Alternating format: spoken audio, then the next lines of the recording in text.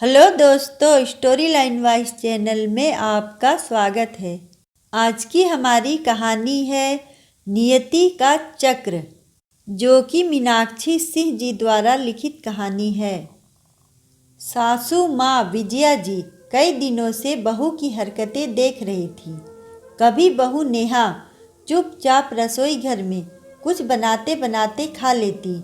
अगर विजया जी पहुँच जाती तो चुपचाप गैस के नीचे खाने की चीज़ सरका देती, अपना पल्लू बड़ा सा कर लेती, घूंघट के अंदर से ही जल्दी जल्दी खाना गले के नीचे उतार लेती।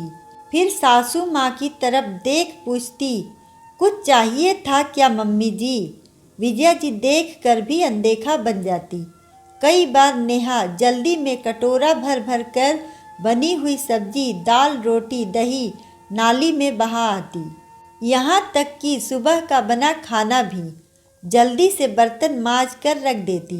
विजया जी कहती, सुबह की सब्जी बची हो बहू तो मुझे दे दे, पर नेहा हर बार यही कह देती कि नहीं मम्मी जी, वो तो मैंने सुबह ही खा ली। ऐसे कई किस्से, जैसे दूध उबालते हुए कई बार नेहा से गिर जाता तो वो चुपचाप सफाई करके दूध में पानी मिला देती।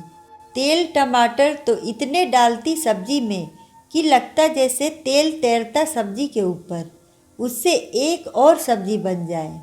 दालें मसाले चावल में एक भी घुन या सीलन दिखती तो उठाकर धूप में डालने की बजाय कचरे में फेंक देती। विजया जी मन ही मन सोचती कि न तो मैं बहू को डांटती हूँ, न उसके काम में दखल अंदाजी करती हूँ, फिर भी बहू ऐसा क्यों करती है। यही सब सोच विजया जी ने एक तरीका निकाला। उन्होंने नेहा से कहा, बहू चल, आज मैं तुझे आटे के घी के लड्डू बनाकर खिलाती हूँ, बस तू मेरी मदद कराती रहना। आटा भूनते भूनते विजया जी नेहा से बोली, बहू तुझे पता है, तू पूछती थी ना ये बगल वाले घर की आंटी बिल्कुल गंदी सी, मैली सी, दीनहीन सी क्यों लगती है? तो बताती हूँ तुझे, ये किसी समय में इस कोठी की मालकिन थी।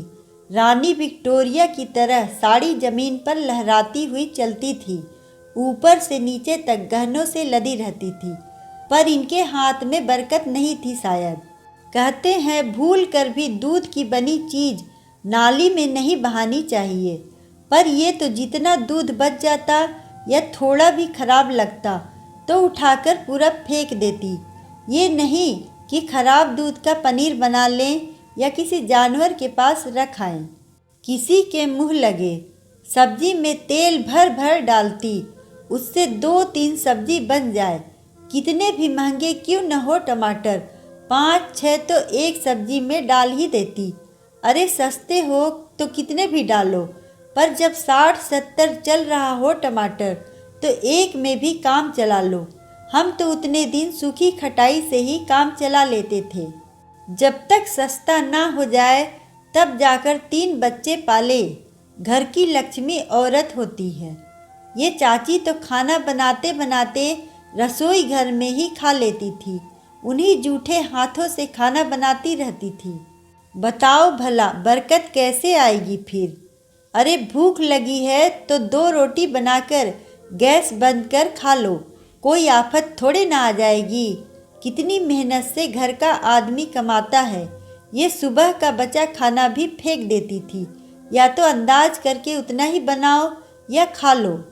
कोई सब्जी दाल खराब नहीं होती इतनी जल्दी, 1-2 दिन तो समझ आता है, पर इनका तो रोज का था। पूरी नाली में चाची का बहाया खाना दिखाई पड़ता था।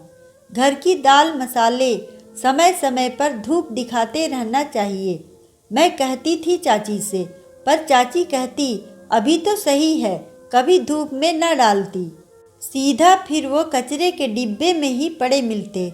ऐसे घर के अन्न का अपमान करेगा आदमी तो कभी न कभी तो भुगतना पड़ेगा। नियति ने ऐसा चक्र चलाया कि पति का सारा काम ठप पड़ गया। एक आदमी बेवकूफ़ बनाकर सारा पैसा ले गया, सब दुकानें बंद हो गई इनकी, सब बिक गया। इसी गम में पति बीमार रहने लगे, अब लकवा मार गया है इन्हें। ये इन्हीं की कोठी थी।